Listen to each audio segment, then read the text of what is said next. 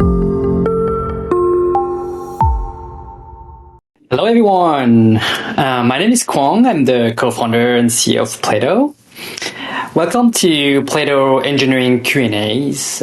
We are doing this every other week now, where we interview world-class engineering leaders, CTOs, VPs of engineering, founders, to learn from their hard-won experience on building most successful product and teams.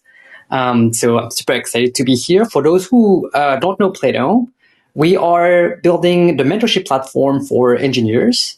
So we're helping engineering managers, staff engineers through one-on-one mentorship, small group mentorship sessions, and bigger scales Q&As like this one where we interview CTOs, VPs of engineering. So hopefully you find this useful. So today guest is Tamar Berkovici. She's an experienced VP of engineering. She spent 12 years at Box. She did a lot of different jobs there. She scaled the content platform. She worked on database, cache, messaging, compute infrastructure. She worked on a lot of different things. She went all the way up from software engineer to staff engineer, now VP of engineering.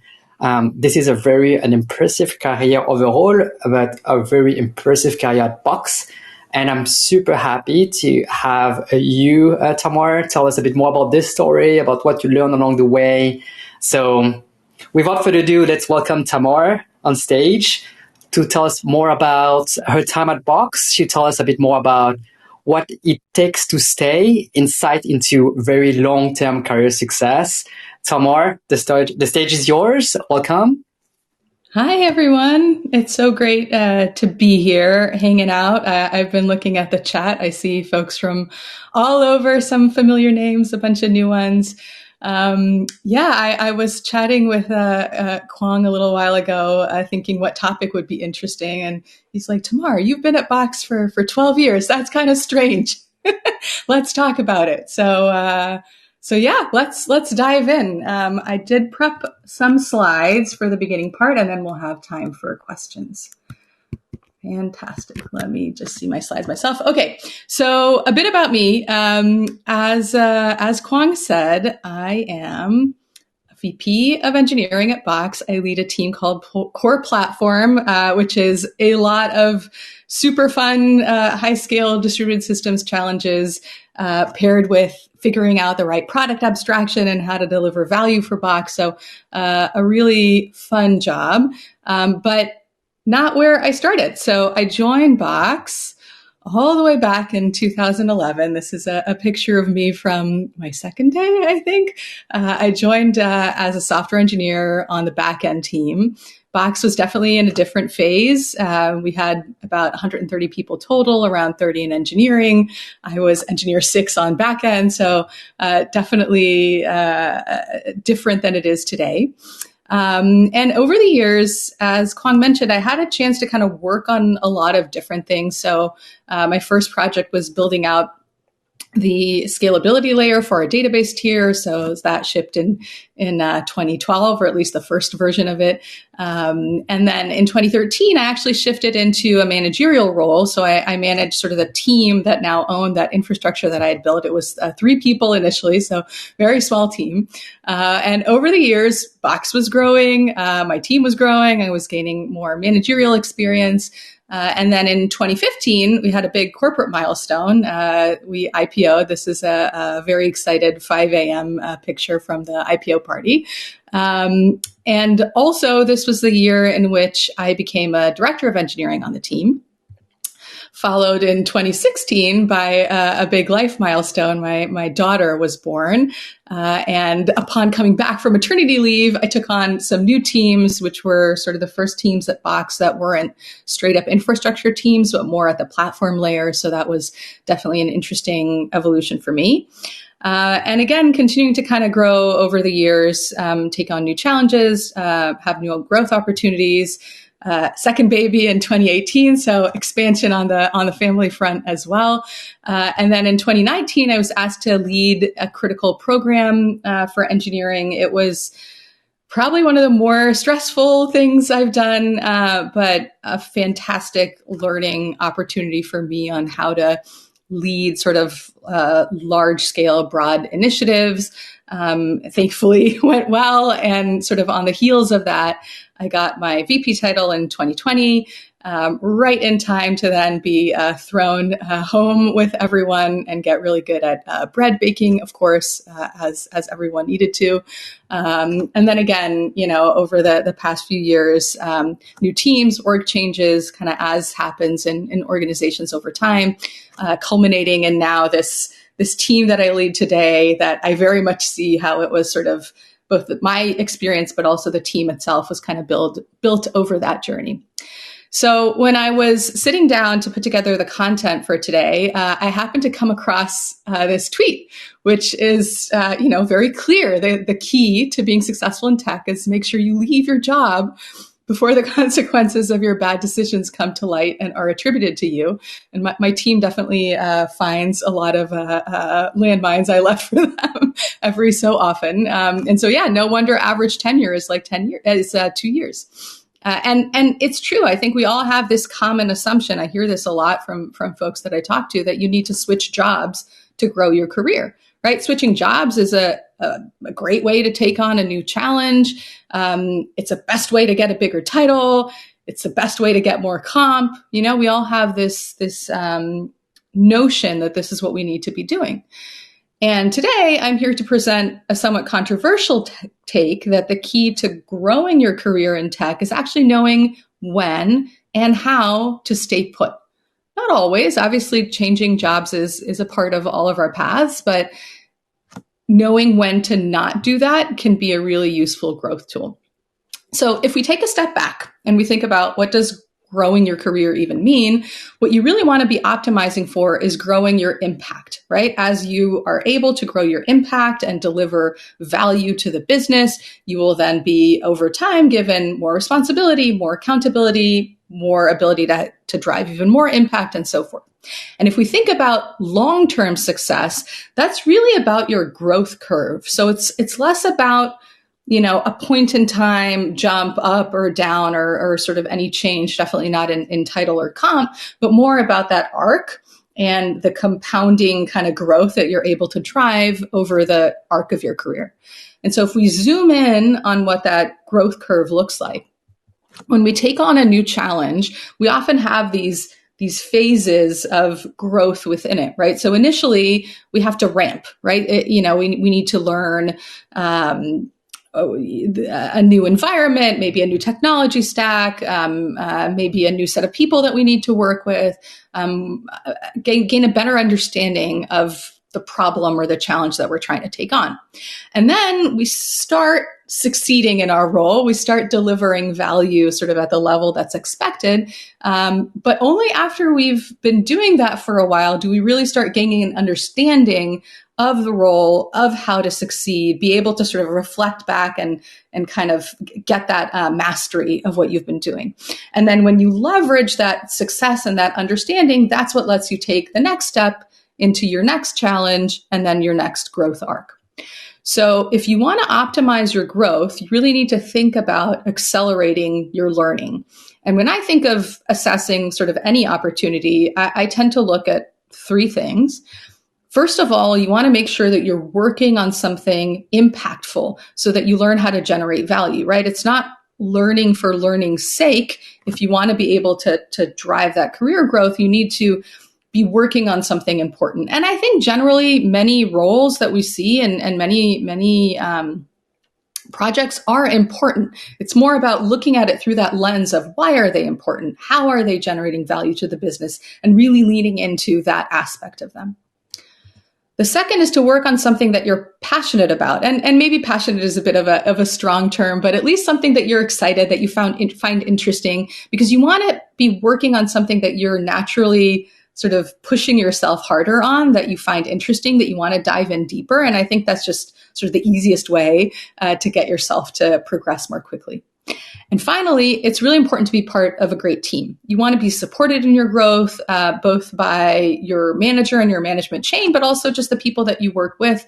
I think working within a supportive environment, a great team, is a really important ingredient in this. So say you've had kind of a good arc in your growth and you're ready for your next challenge and you're trying to assess whether you should stay at your company, the same company that you're at, or go to another opportunity.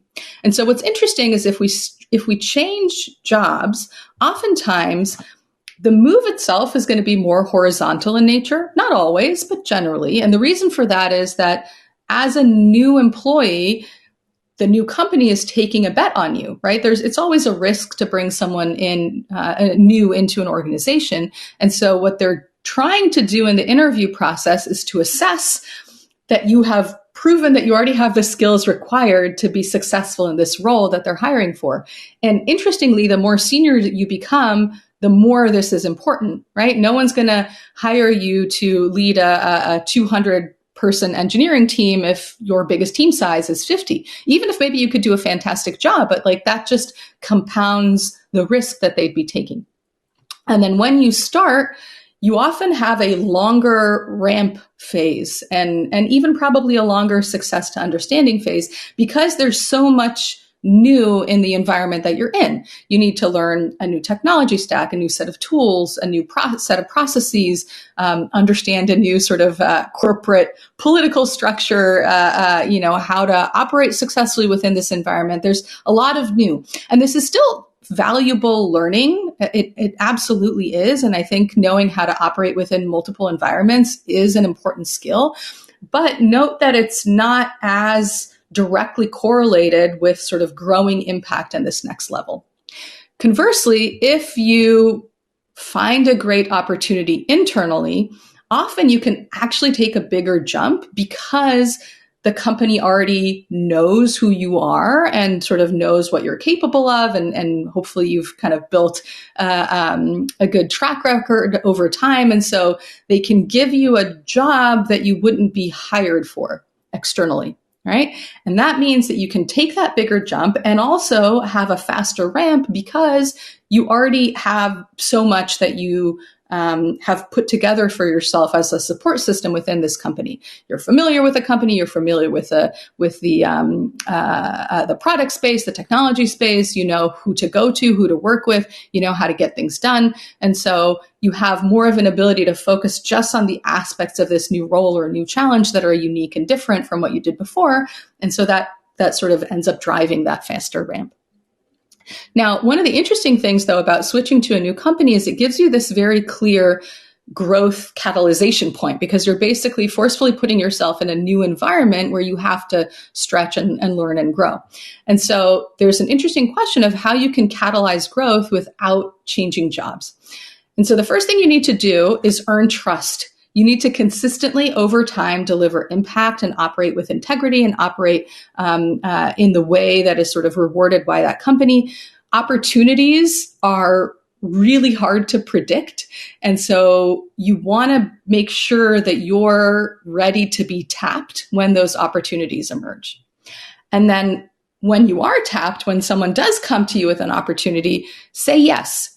You're in a known environment. You have a lot that you can pull from, which means that you yourself can also take a bigger risk. And your fear of failure should be mitigated by the fact that you're sort of in a friendly, in a known environment. And this enables you to take those bigger jumps.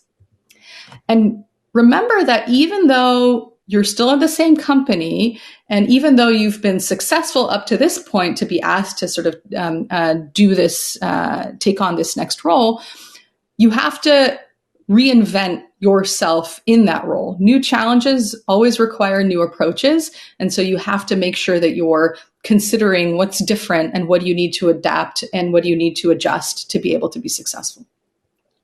Now, if over time you make enough of these choices to stay put, then kind of like me, you realize, wow, I've been here for over a decade. And so what's sort of unique about staying for a longer amount of time at a company? So first, I think it's a really unique opportunity to learn from that arc because you've seen through multiple phases of a lot of different things.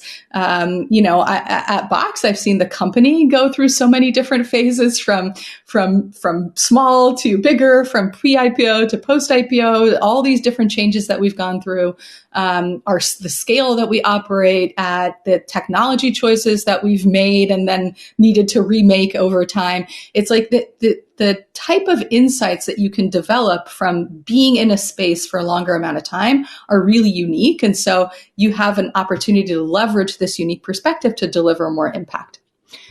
The other thing you need to be aware of is that you constantly need to be in this mode of building new connections. If you stick around for a long time, the people will change, both because others will have moved on to their next challenge, and also because new folks are joining all the time. And this is a fantastic thing. And I've had multiple examples where someone left where I couldn't imagine what it would be like with them gone. And, people leave, you definitely feel their loss, but organizations are incredibly resilient. And I think the more you're able to sort of re-find people and re-find new partners and learn from new folks that join and collaborate with new folks that join, you get the enrichment of that process, and you maintain sort of that network and that ability to operate. And finally, don't stay for the sake of staying, right? You have to be willing to move on if it's the right growth step for you. It's just a matter of considering staying as a growth step alongside the options we tend to go to, and like switching jobs and things like that. So when you think about, what type of environment do we want to create for folks that stay around for a long time, an environment that would be that great team that we all want to be a part of. I know some of the folks in the audience are managers, and so I wanted to kind of zoom in a little bit on tips for managers. So if I'm a leader of an organization or a manager of a team and I want to build a culture of retention, what should I be focusing on? And so the first thing is create a team that you'd want to be on, right? We want to create that environment that is collaborative, that's oriented around impact, that's high performing. If you don't authentically find engagement and excitement in what you're doing, you can't really create that for your team. And so you have to find that way of creating, the alignment, the engagement, the excitement for the folks that work on your team. The second thing is to create a culture on your team that values the perspective of both new and tenured team members. I think it can be tempting to sort of lean too much in either direction and either say like, oh, early on we weren't able to hire the right caliber and or maybe we were making sort of a hacky startup day choices, and now we've hired all these very senior experienced people and we should sort of over rotate on them, or conversely, or we're rotating on the folks that were already there, and they've you don't understand, you don't have the context, you haven't been through this path, and sort of excluding the new folks. And I think both bring a really valuable perspective on one group understanding that arc and the path and what we've tried and why we tried and the context and the failures and the successes and sort of everything that's been building. And then the other group bringing that fresh perspective, the external experience. And if you're able to marry those two conversations together successfully, it can be very magical. And finally, make sure you're always lining up the next challenge for both the team as well as the individual, so that no one is feeling like, okay, I see my growth arc ending, and obviously there's nothing more for me here and I need to move on. So the more people see those options and those opportunities unfolding forward, the more they'll be likely to stay. Now, what happens if someone comes to you and tells you that they want to quit? And obviously this is going to happen. It's going to happen a lot. It's a natural part of sort of corporate life. But how should we be thinking about that, again, in that context of a culture of retention? And so first off, you want to make sure that you're setting the tone for trust and transparency so that you avoid having people give you 2-week notice conversations after they've already signed and, have a new start date. And it's still going to sometimes happen. But if people know that you are supportive in their path, both within the company as well as their path out of the company when it's the right time, then they can engage with you earlier in their process, and it can be a healthier conversation for both sides. And so when people do come to you, your position should be that of a coach. Help them think through, what do they want to learn? How do they want to grow? What opportunities are they interested in? And if you have an internal opportunity that makes sense and that can actually help them accomplish their goals, then by all means offer it, but also be open to the fact that maybe there isn't. Maybe this is the right time for this person to move on, in which case that's what they should do. You don't want to retain people at all costs. You don't benefit from people staying that aren't motivated or whose goals aren't aligned with what you can offer them. And so ultimately the goal is to find that next step, whether internal or external. And of course, if people decide to if people decide to leave, you want to make sure you're parting on good terms.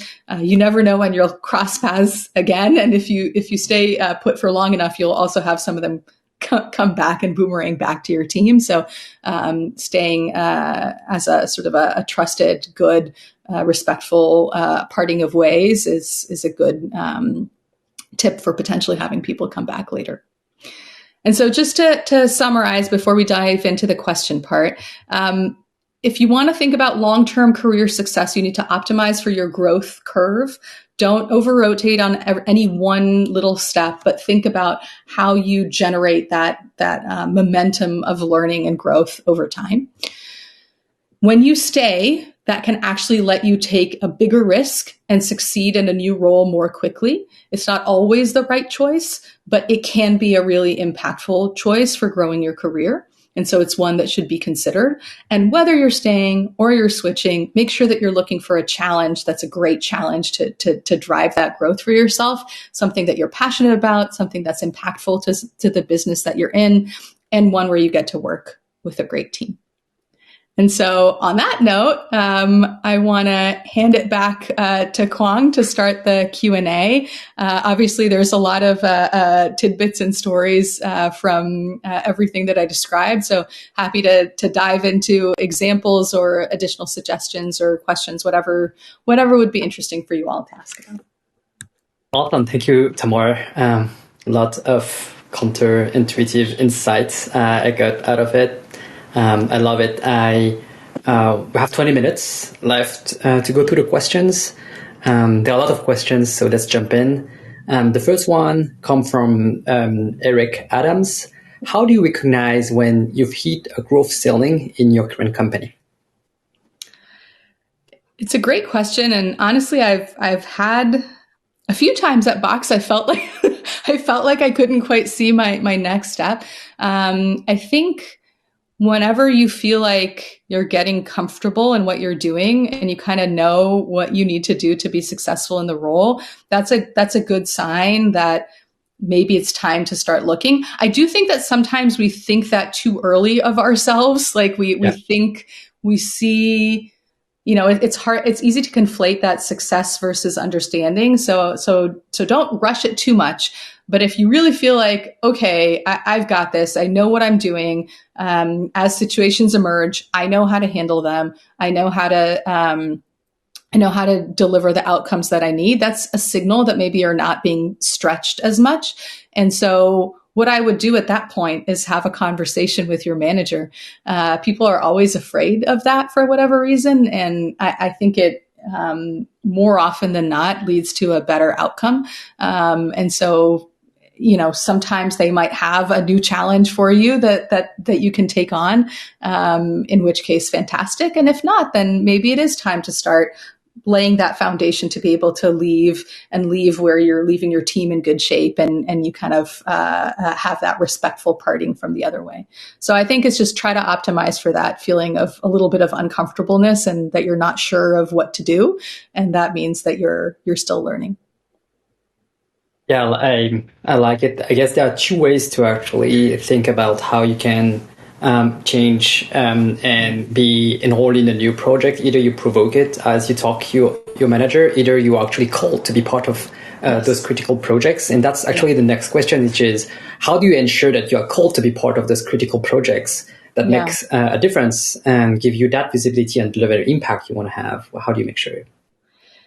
So I do think the baseline of it is earning that trust Don't always be trying to do the next thing. Like you've asked to do something you've asked to do something in your role. Do that really well. Do that well, deliver that impact, go beyond in what you were asked to do, and build up that track record of confidence in you. Opportunities are always going to arise. Like problems manifest. Someone quits. Some part of the system stops scaling. There's a new product challenge we want to take on. Like across all of the different sort of functions within a broader engineering organizations, like opportunities and challenges are going to arise, and so you want to be perceived as a person who could take them on. I also think that having an ongoing conversation with your manager on what you're excited about, what you want to learn, what you enjoy about what you're doing. Like the whole reason I got into this database thing early on in my career was because one of the first new hire tickets I got was optimizing some SQL query, and I didn't have much of a background in the field. Like I had some background, but I don't know. I really enjoyed this like little project, and I think maybe I said that. Too excitedly to my manager. And then it was like, okay, well, we need to scale the whole system. You want to work on that? So I think sometimes it's less about coming and saying like, I want to be promoted to the next level. Like don't necessarily aim for a promotion, but aim for, what do you enjoy doing? What do you want to do more of? What do you feel like you could grow more in? If you have that as an ongoing conversation and you show over time, you earn the trust of the organization, then you'll get those opportunities. But it's hard to plan for them. So you kind of need to be ready. We'd love to hear more about the first critical project you've been part of in 2019. Jack Hirsch, say hi, and is asking questions about what was the first critical program in 2019? How did you, and I think it's an interesting question also, is how do you know actually it's going to be a critical one, or did you know at the time? Hi, Jack. Yes, I did know at the time because it was it was a bit of a it was a state, and it was a little bit of a state of chaos. So we had to we were running at the time we were running most of our infrastructure from on-prem data centers, and in particular in the Bay Area, and we needed to basically shift to a different data center. And I don't know if anyone has had to do something like that before, but it is quite a complex endeavor to basically change your entire production environment. And so, and it was, it was a complex undertaking, and we were trying to understand how much time we had and sort of what the parameters of the exercise were.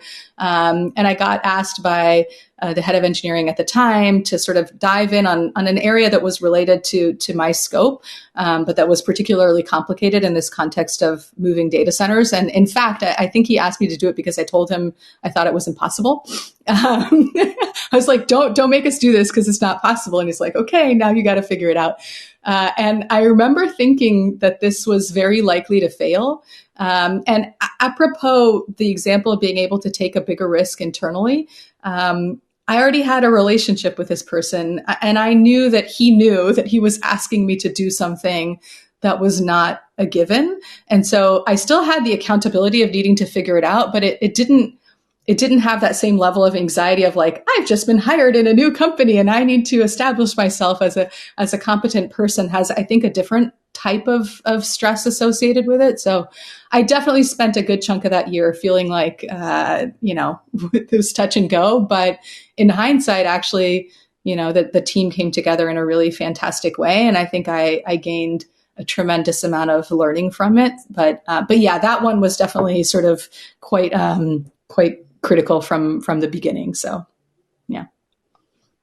Awesome. Thank you for sharing this story. We have a couple of more personal questions about your advice you would have for mothers who are ambitious and still want to have a successful career, but also want to spend time with their family. It's a good one. Yeah.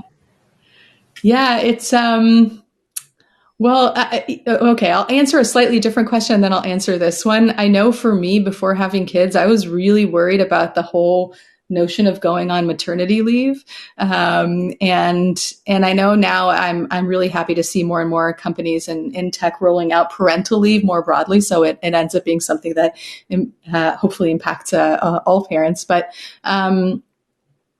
I found that actually that part of it ended up being a benefit.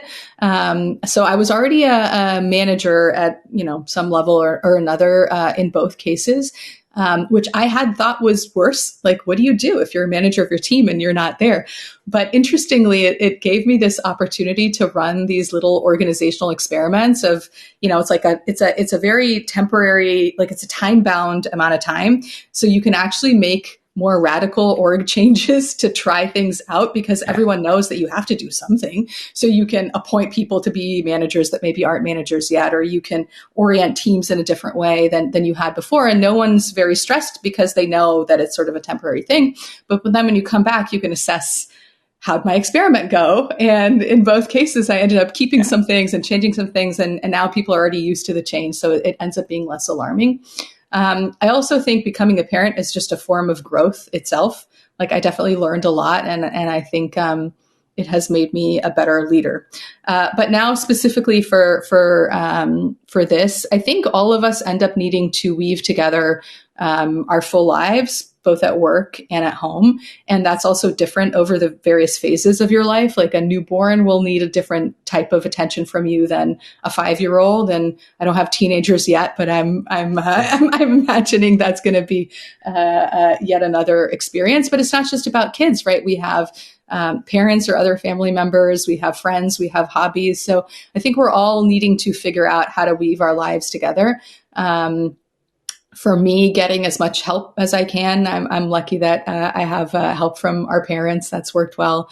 And also knowing that a lot of these phases are sort of temporary. The more hectic initial baby phases, your child grows and then they kind of have their own lives that don't include you. So there's more space for everyone. And then just being okay with the fact that I wasn't going to be in every single, school morning meeting or whatever that parents were invited to, but that my kids would over time learn that mommy has a job and loves her job. And like, that's something I'm proud of. So I think I had to sort of find my own balance within it. Yeah. Definitely being French, but living in San Francisco, I completely miss the help of my parents. I do whatever I can, but I'm with you. And being a parent also, I have a 2-year-old toddler at home. To help me learn by leading by influence instead of videos. You can't give them too much order. You have to make them realize the idea come from them and what else, which is a useful skill even when you are a manager, which is something I learned. We have a questions about what suggestion would you have for growing an engineering manager career in a world where middle managers are front up and considered more dispensable. So also more it's a more political territorial world as you go up. Yeah. Any advice on this? So it's interesting. I think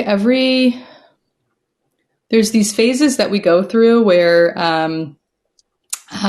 when you go from an individual contributor to a manager, you need to sort of redefine what your role means and how you deliver value. Like I saw this for myself and I see it for sort of other folks that I've coached through this transition where it's like, wait a minute, I'm not doing any of the work. How do you write your performance evaluation the first time you're a manager is weird.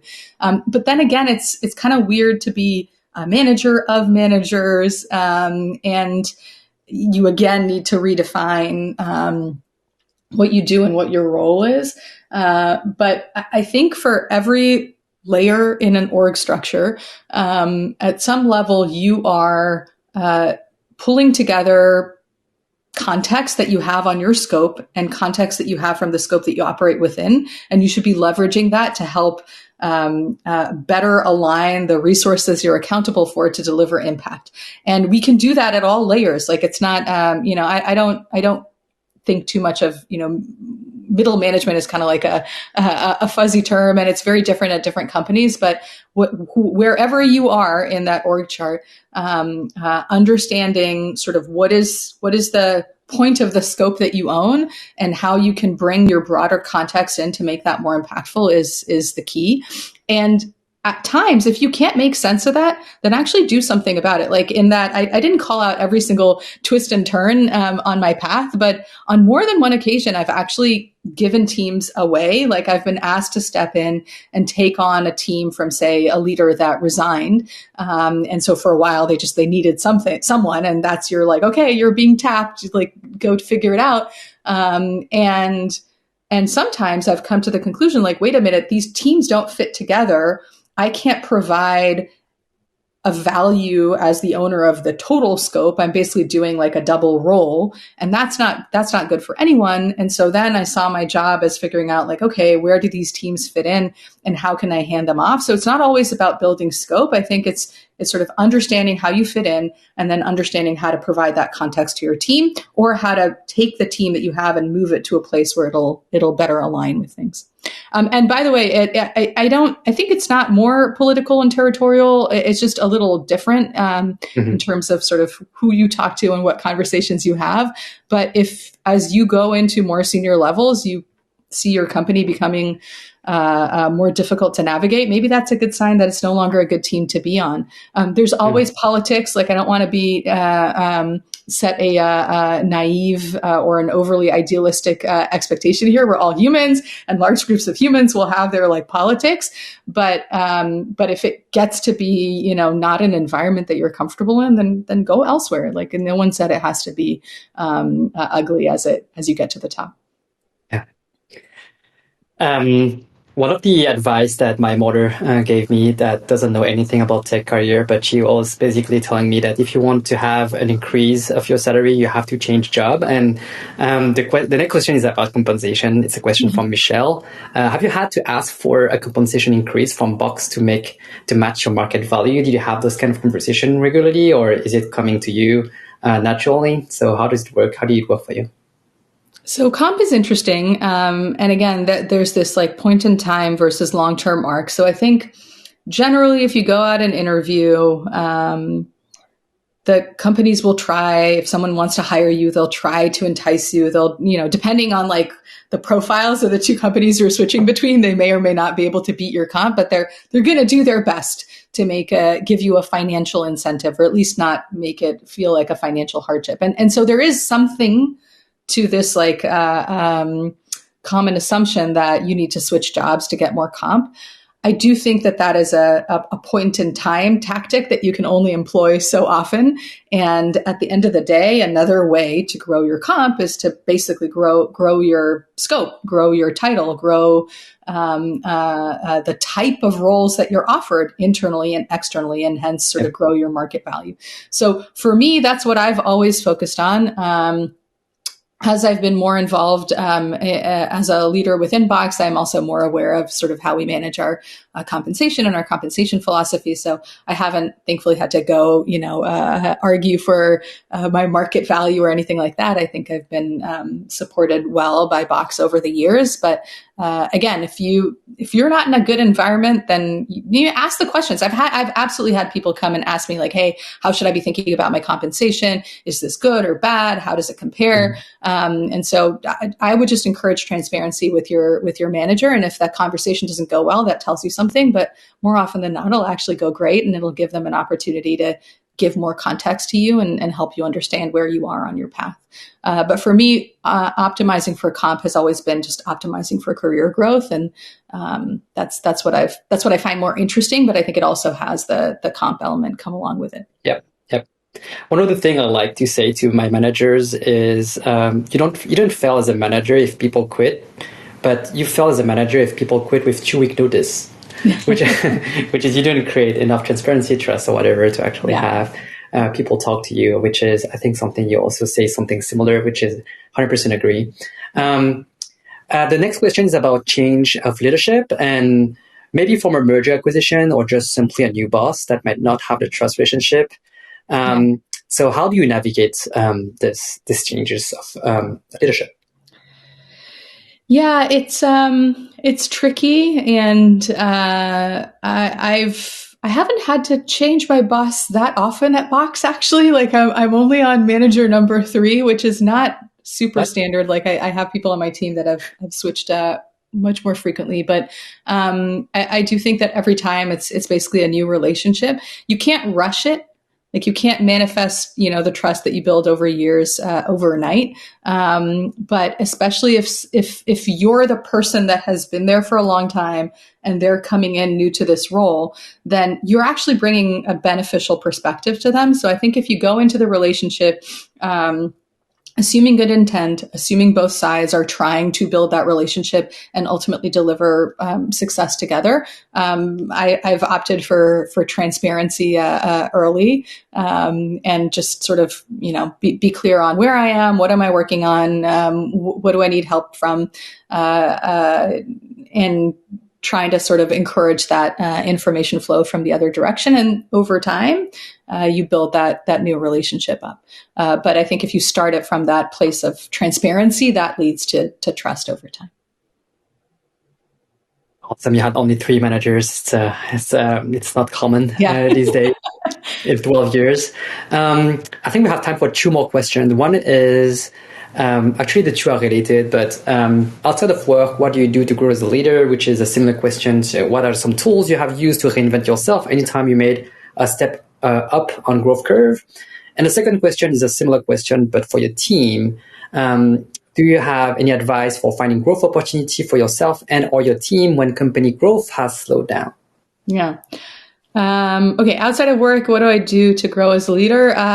This stuff, as an example, like I do think that, needing to think about how to frame your learnings such that someone else can understand them and to answer questions and reflect on it is a fantastic tool for growth, and also just a fantastic opportunity to build your network, get more perspectives, have more opportunities in the future when the time is right to move on. So I definitely do that.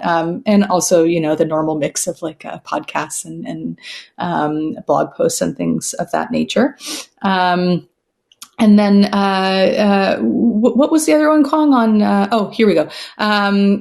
So it's interesting, definitely there is a benefit if you're in a high growth environment that naturally just manifests like a lot of new challenges and new opportunities over time. And it can feel, if things slow down, that the opportunities are going away. And it's interesting for me, like reflecting on the path at Box, because it was like very high growth initially in terms of just like people size. And then we had to go through these years of maturing as a company, which were very different in nature. I think you learn a lot from the challenges. I think it's not just looking at growth phases is actually a very myopic lens. And I think, one of those managers I had, I remember we went into a sort of a more challenging year, and he said, like, this is a good thing. We'll see who's here for the right reasons and who was just trying to like go on, like hop on an upward trajectory. And it's true. And you get to see the people that are actually curious about how things play out and how do you navigate through a more challenging time, and how do you build that resiliency both as an individual and as an organization, and how do you support your team going through these changes? Like I feel like I've learned a lot more through some of those challenges we've had to go through over the years, and I think that can be incredibly beneficial as well. It's awesome that being a mentor helped you grow as much as you help others. So yeah. I think it's a wrap for today. Thank you, everyone. Thank you all for joining us today. Tamar, thank you again for your time, for being one of our fantastic mentors. It's great that it helps you grow as much as you're helping others. Everyone, thank you, everyone.